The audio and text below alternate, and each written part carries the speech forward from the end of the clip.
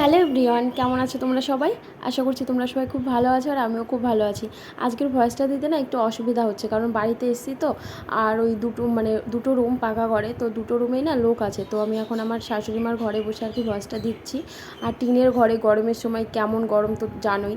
আর সত্যি কথা বলতে আমার না কলকাতা থেকে এইখানটায় আর কি বেশি গরম লাগছে। ঘরের মধ্যে সবসময় থাকি তো অত একটা বুঝতে পারি না, বাইরে বেরোলে বোঝা যায় যে না খুব গরম। আর এইখানে তো সবসময় ঘরের বাইরে, আমাদের তো এখন ঘরের বাইরেই সব কিছু, পায়খানা, বাথরুম, রান্নাঘর সব কিছু আর কি ঘরের। তো যাই হোক, এটা হচ্ছে তোমার যেদিন আর কি কলকাতা আসবো তার আগের দিনের ভিডিও, মানে তোমার বৃহস্পতিবারের ভিডিও। আর যখন আমি বাড়িতে আসি না তখন আমার একটু মানে কাজের খুবই চাপ বাড়ে আর কি। মানে যাওয়ার দুদিন আগে থেকে কাজ বাড়ে, আর যখন যাবো এখানে গিয়ে পৌঁছাবো তখন ওরকম দুদিন খুবই কাজ। তো যাই হোক, আমাদের একজন মারা গেছিলো, যার জন্য আর কি সমস্ত কিছু আর কি ধুয়ে দিতে হয়েছে।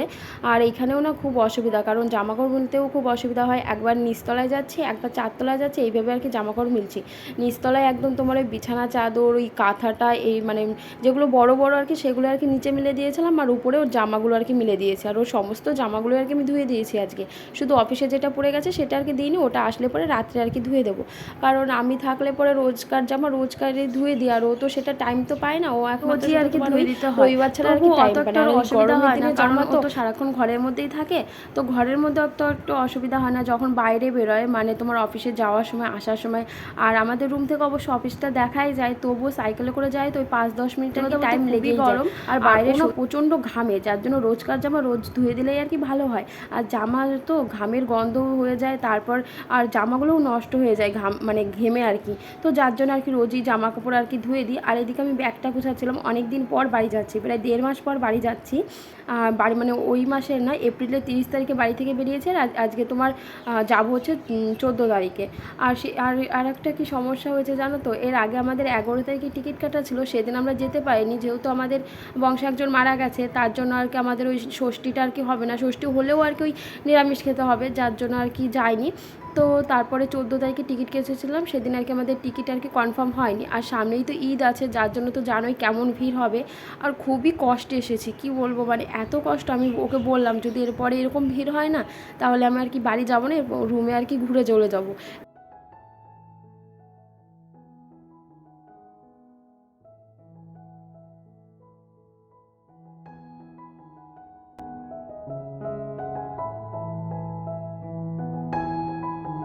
ফার্স্টে ভেবেছিলাম যে ব্যাগে করে আর কি জামা কাপড় নিয়ে যাবো, বেশিরভাগ ব্যাগে করেই নিয়ে যাওয়া হয়। আর ট্রলিতে বেশি একটা বড় না তো, ছোটো, যার জন্য আর কি বেশি জামা কাপড়ও আটে না।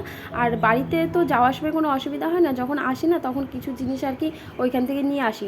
তো যার জন্য আর কি ছোটো ট্রলিটাই খুব একটা অসুবিধা হয়ে যায়। আর ব্যাগটা যেহেতু বড় আর অনেকটা জায়গা আর কি, যার জন্য ওই ব্যাগে করেই নিয়ে আসা করি।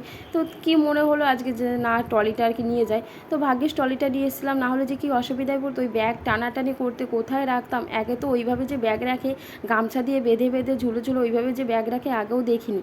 তো এইরকম অসুবিধা হয়েছিল। ট্রলিটা নিয়েছিলাম তো নিচে রেখে দিয়েছিলাম, অত একটা আর কি অসুবিধা হয়নি।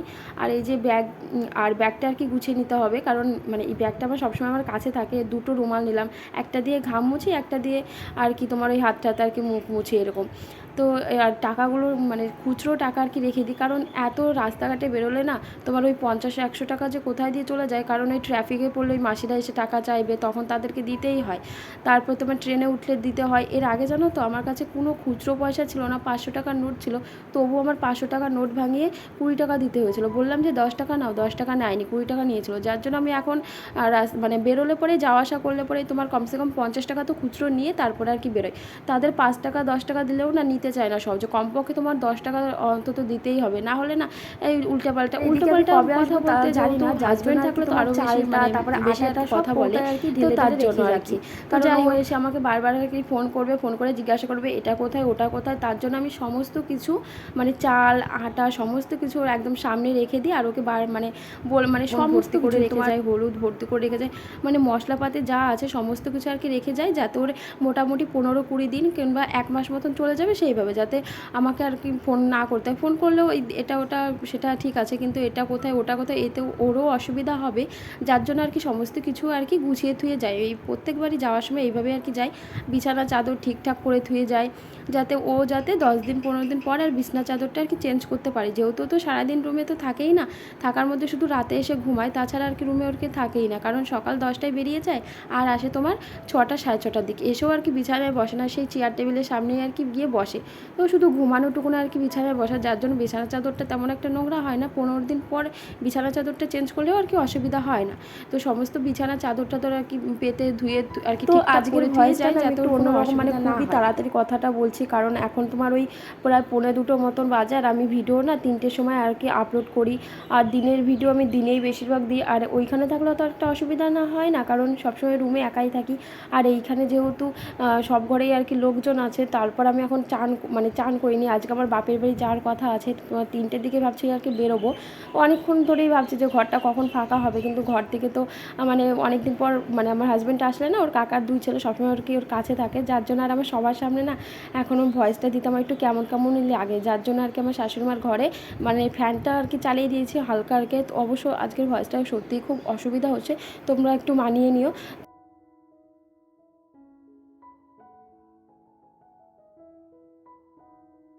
সকালে তো রান্না করার টাইম পাবো না, কারণ ও 8টার দিকে আর কি অফিসে চলে যাবে, তার জন্য আর কি রাতে তরকারিটা করে ফ্রিজে রেখে দেবো, সকালবেলা উঠে গরম করবো আর ভাতটা রান্না করবো, তাহলে আর কি হয়ে যাবে। আর শুধু কালকে তো একবারই রান্না করব, কারণ দুপুর দিকে বেরোবো, দুপুর বলতে 3:30 4টের দিকে আর কি বেরিয়ে পড়বো, কারণ রাস্তাঘাটের কথা মানে যদি জ্যাম পড়ে যায় তাহলে তো খুবই অসুবিধা হবে। তো তার জন্য একটু আগে আগে আর কি বেরোবো। তো যাই হোক বন্ধুরা, আজকের মতন ভিডিওটা এই পর্যন্তই। ভিডিওটা ভালো লাগলে অবশ্যই কমেন্ট করে তোমরা জানিও। আর আজকের মতন একটু ভিডিওটা বানিয়ে নিও, দেখি বাপের বাড়ি যাওয়ার পর তোমাদের সঙ্গে ভিডিও শেয়ার করতে পারি না কি না, তবু অবশ্যই ছোটো ছোটো ভিডিও তোমাদের সঙ্গে শেয়ার করব।